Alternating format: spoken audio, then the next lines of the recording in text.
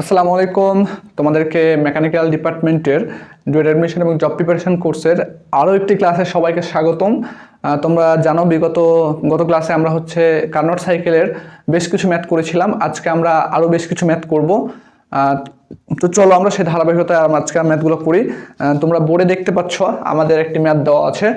ম্যাথটা যদি আমি বলি একটু দেখো যে একটি ইঞ্জিন কার্নোট সাইকেলের উপর কাজ করতেছে। যদি কার্যনির্বাহক বস্তু বা ওয়ার্কিং ফ্লুইড 317 সেন্টিগ্রেড তাপমাত্রায় তাপ গ্রহণ করে এবং 22 সেন্টিগ্রেড তাপমাত্রায় তাপ ত্যাগ করে, অর্থাৎ আমার যে ইঞ্জিনটা আছে, আমি যেটা ফ্লো ডায়াগ্রাম আমরা দেখেছিলাম, যে ফ্লো ডায়াগ্রামে এটা ইঞ্জিন বলতেছিলাম, এটা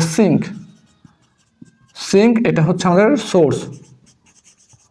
আমরা ইঞ্জিন থেকে কি পাই? কাজ পাই। এখানে আমাদের কিউ ইন হচ্ছে আর এটা হচ্ছে আমাদের কিউ আউট। হ্যাঁ, তো বলতেছে আমাদের, দেখো আমাদের প্রশ্নে বলছে যে আমাদের যে ইঞ্জিনে কাজ করতেছে সেই ইঞ্জিনে আমাদের টেম্পারেচার দেওয়া আছে, কি বলতেছে 317 ডিগ্রি সেন্টিগ্রেড তাপমাত্রায় তাপ গ্রহণ করতেছে।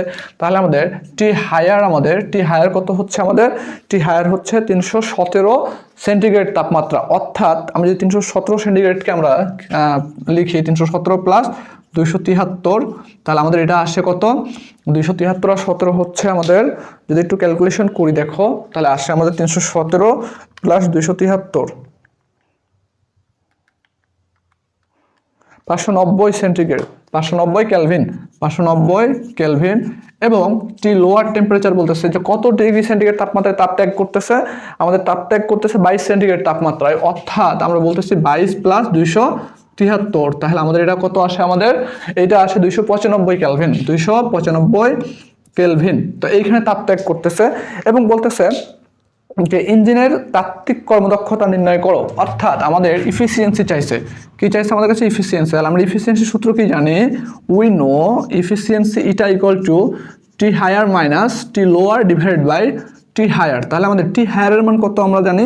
590 মাইনাস টি লোয়ার হচ্ছে কত? 295 ডিভাইডেড বাই 590। তাহলে এখান থেকে আমাদের একটা ইফিসিয়েন্সি পাবো। তো আমরা ইফিসিয়েন্সি যদি ক্যালকুলেশন করি দেখো, তাহলে আমাদের ক্যালকুলেশন করলে আমাদের ইফিসিয়েন্সি আসতেছে এটা 50%। কত? 50%। হ্যাঁ, আমাদের 50% ইফিসিয়েন্সি আসতেছে। আবার দেখো যে আমাদের এরপরে যা চাইছে সেটা হচ্ছে আমাদের যে যদি ইঞ্জিনটি 500 কিলো ক্যালোরি পার মিনিট তাপ গ্রহণ করে, অর্থাৎ আমাদের Q1 এর মান দেওয়া আছে, আমাদের Q1 এর মান দেওয়া আছে কত? 500 কিলো ক্যালোরি পার মিনিট যদি তাপ গ্রহণ করে, প্রতি মিনিটে 500 কিলো ক্যালোরি তাপ গ্রহণ করে, তবে ইঞ্জিন দ্বারা কৃত কাজের পরিমাণ নির্ণয় করো। তাহলে আমাদের কি চাইছে? ডাব্লুর মান চাইছে আমাদের কাছে, ডাব্লুর মান। তাহলে আমরা জানি দেখো যে এগেন আমরা বেসিক ক্লাসে দেখে আসছে সূত্রগুলা, ডাব্লু বাই Q1। তাহলে আমরা ডাব্লু সমান কি লিখতে পারি? ইটার মান কত পাইছি? 50%, অর্থাৎ 0.5 ইন্টু Q1 এর মান কত? 500। তাহলে আমরা পাই কত? 250 কিলো ক্যালোরি পার মিনিট। তাহলে আমরা এটা হচ্ছে আমাদের আরেকটা অ্যান্সার। তাহলে আমাদের অ্যান্সার পাইছি কয়টা? দুইটা, একটা অ্যান্সার আর এটা হচ্ছে কি আমাদের আরেকটা অ্যান্সার। তো আশা করি এই দুইটা জিনিস তোমরা ক্লিয়ার হইছো। যদি ম্যাথ বুঝতে পারো তাহলে অবশ্যই আমাদের কমেন্ট সেকশনে জানিয়ে দিবা, যে ক্লিয়ার হলে ক্লিয়ার লিখে দিবা, ঠিক আছে? তাহলে চলো আমরা আরেকটা ম্যাথ যদি করি, আমরা আমাদের 5 নাম্বার আরেকটা ম্যাথ আমরা যদি দেখি, যে 5 নাম্বার ম্যাথে তোমাদের বলছে এরকম যে একটি কার্নোট সাইকেলের সর্বোচ্চ তাপমাত্রা 420 সেন্টিগ্রেড। অর্থাৎ একটা কার্নোট সাইকেল আছে, এই সাইকেলের সর্বোচ্চ তাপমাত্রা হলো 420 সেন্টিগ্রেড। ওকে, তো 420 সেন্টিগ্রেডকে আমরা যদি কেলভিনে নিই তাহলে আমাদের একটা মান পাবো আমরা। আচ্ছা, তারপরে বলতেছে দেখো যে সর্বনিম্ন তাপমাত্রা 10 সেন্টিগ্রেড। সর্বনিম্ন তাপমাত্রা কত বলছে? 10 সেন্টিগ্রেড। তাহলে আমরা হায়ার হচ্ছে কত? হায়ার হচ্ছে আমাদের 420 এবং লোয়ার হচ্ছে 10। তাহলে 420 প্লাস 273, হ্যাঁ, আর লোয়ার হচ্ছে 10 প্লাস 273। তাহলে হায়ার হচ্ছে আমাদের যদি হয়, তাহলে হায়ারের মান কত পাচ্ছি? 693 প্লাস 273, আর লোয়ার হইতেছে আমাদের 283 আসতেছে, 283। তাহলে বলতেছে এখানে দেখো যে সাইকেলের দক্ষতা নির্ণয় করো। তাহলে দক্ষতা নির্ণয়ের সূত্র আমরা কি জানি? দেখো we know eta equal to T higher minus T lower divide by T higher. তাহলে এখান থেকে টি হায়ার কত আমাদের? 663 মাইনাস 283 ডিভাইড বাই 693, ঠিক আছে? তাহলে আমরা যদি এটা ক্যালকুলেশন করি তাহলে আমাদের আসে কত? 0.16%, এইটা হচ্ছে আমাদের আসে। হ্যাঁ, এরপরে যদি আমরা বলি তোমাদের আর কি চাইছে কি, রুদ্রতাপীয় প্রসারণের অনুপাত বের করো, রুদ্রতাপীয় প্রসারণের অনুপাত, অর্থাৎ আমাদের আরসির মান চাইছে, কিসের মান, আরসি অর্থাৎ রুদ্রতাপীয় প্রসারণ, যেমন পিভিটিএস ডায়াগ্রামে পিভিতে যদি আমরা দেখি তাহলে পিভিতে আমরা রুদ্রতাপীয় প্রসারণ যেটা বলতেছি আমরা, সেই মানটা হচ্ছে এই আরসি সমান আমরা কি বলতেছি যে আমাদের V3/V2।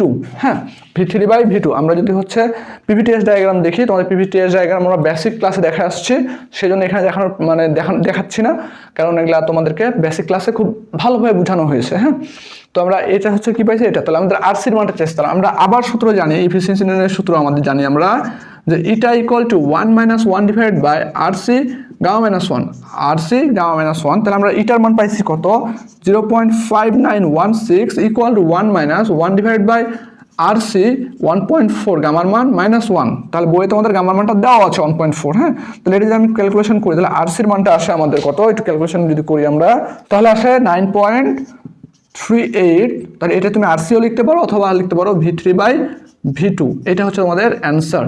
তো আশা করি তোমরা এই ম্যাথটা বুঝতে পারছো, এই ম্যাথটা তোমরা আশা করি বুঝতে পারছো। হ্যাঁ, এবার তোমাদের আরেকটা ম্যাথ আমরা যদি বলি, যে আরেকটা ম্যাথ আমরা যদি দেখি একটু, আরেকটা ম্যাথে কি বলছে, তাহলে আমাদের 6 নম্বর ম্যাথ বলতেছে যে একটি আদর্শ কার্নোট ইঞ্জিন হইতে ইহাতে সমস্ক, আচ্ছা তার মানে আমাদের এটা পিভিটিএস ডায়াগ্রাম লাগবে। তাহলে আমাদের পিভিটিএস ডায়াগ্রাম যদি আঁকি আমরা হচ্ছে পিভি ডায়াগ্রামটা যদি আঁকি 1 2 3 4, আচ্ছা তো আমাদের বলতেছে কি, দেখো যে আমাদের হচ্ছে 1 থেকে 2 হচ্ছে আইসোথার্মাল কম্প্রেশন, 2 থেকে 3 হচ্ছে আইসেন্ট্রপিক কম্প্রেশন, 3 থেকে 4 হচ্ছে আইসোথার্মাল এক্সপ্যানশন, 4 থেকে 1 হচ্ছে আমাদের আইসেন্ট্রপিক এক্সপ্যানশন। তো আমাদের বলতেছে এরকম, দেখো যে আইসোথার্মাল বলতেছে সমস্ক বুঝায়, আইসেন্ট্রপিক বলতে রুদ্রতাপীয়। ঠিক আছে, তো বলতেছে একটি ইঞ্জিন হইতে সমস্ক এবং রুদ্রতাপীয় প্রক্রিয়ায় প্রসারণের শেষে বায়ুর আয়তন যথাক্রমে 3 লিটার এবং 6 লিটার, অর্থাৎ সমস্ক প্রক্রিয়ায় প্রসারণের শেষের বায়ুর আয়তন। তাই সমস্ক প্রক্রিয়া কোনটা, এইটা হচ্ছে সমস্ক প্রসারণ, আমরা বলতেছি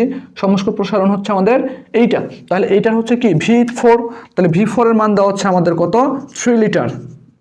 এবং বলতেছে রুদ্রতাপীয় মানে রুদ্রতাপীয় প্রসারণের শেষের আয়তন হচ্ছে 6 লিটার। তো রুদ্রতাপীয় কি, এখানে রুদ্রতাপীয় শুরু হয়েছে প্রসারণ, একে শেষ হয়েছে, তাহলে আমাদের হচ্ছে V1 বলতেছি আমরা, V1 হচ্ছে 6 লিটার। তাহলে এখন বলতেছে দক্ষতা নির্ণয় করো, তাহলে ওই চক্রের দক্ষতা নির্ণয় করো, এবং গামার মান দেওয়া আছে আমাদের কাছে, গামার মান দেওয়া আছে 1.4। তাহলে আমরা দেখো লিখতে পারি যে we know eta equal to 1 - 1 divide by RC gamma minus 1। Okay, তাহলে আমাদের আরসির মানটা কই পাবো, আমরা বেসিক ক্লাসে পড়ে আসছি যে আরসি সমান লিখতে পারি আমরা V1/V4, অর্থাৎ 6/3 অর্থাৎ 2 আসে। তাহলে আমাদের 1 - 1 ডিভাইড বাই 2 1.4 - 1। তাহলে আমাদের এইখান থেকে আমাদের যে ক্যালকুলেশন করি তাহলে আমাদের অ্যান্সারটা আসে 24.21, এই মানটা আমাদের আসে, এত %। এটা হচ্ছে আমাদের অ্যান্সার। তো আমাদের হচ্ছে তোমরা যারা পলিটেকনিকে থাকা অবস্থায় তোমাদের একাডেমিক লাইফটাকে, অর্থাৎ পলিটেকনিকে তোমাদের এখন বর্তমানে সেমিস্টার চলতেছে, second semester, third semester, fifth semester, seventh semester, তোমরা একাডেমিক পরীক্ষায় ভালো করতে চাও, সেমিস্টারে ভালো রেজাল্ট করতে চাও, তোমরা আমাদের একাডেমিক কোর্সে ভর্তি হতে পারো। আর যারা একাডেমিক পড়াশোনাকালীন সময়ে ডুয়েট অ্যাডমিশন বা গভর্নমেন্ট জবের জন্য প্রিপারেশন নিতে চাও, তোমরা আমাদের অ্যাডমিশন ব্যাচে ভর্তি হতে পারো, যেখানে আমরা অ্যাডমিশন ব্যাচে তোমাদের ডিপার্টমেন্টটার পুরো বেসিক থেকে শুরু করে প্রত্যেকটা ম্যাথ আমরা হাতে গুনে করাই দেবো। এখন পর্যন্ত আমাদের থার্মোডাইনামিক্স শেষ হয়েছে, আমার থার্মোডাইনামিক্সে আমরা ক্লাস নিয়েছি এখন পর্যন্ত তোমাদের থার্মোডাইনামিক প্রসেস, সাইকেল, তারপরে হচ্ছে রেফ্রিজারেশন এবং হিট পাম্প, হিট ইঞ্জিন, এখানে আমরা টোটাল ক্লাস নিয়েছি অলমোস্ট 24টার উপরে। ঠিক আছে, সো তোমরা যারা খুব ভালো মতো শিখতে চাও তোমরা আমাদের একাডেমিক কোর্সে ভর্তি হতে পারো এবং অ্যাডমিশন কোর্সে ভর্তি হতে পারো। কোর্সে ভর্তি হতে আমাদের এই হোয়াটসঅ্যাপ নম্বরে মেসেজ করবা তোমরা। তো ঠিক আছে, আর যদি ক্লাসটা বুঝে থাকো, সম্পূর্ণ যদি ক্লিয়ার হয়ে থাকে ম্যাথগুলা, তবে তোমরা অবশ্যই কমেন্ট সেকশনে একটা কমেন্ট করে দিবা যে ক্লিয়ার হলে ক্লিয়ার লিখে কমেন্ট করে দেবা, এবং ভালো লাগলে লাইক দিয়ে দিবা, এবং হচ্ছে অবশ্যই শেয়ার করে দিবা। ঠিক আছে।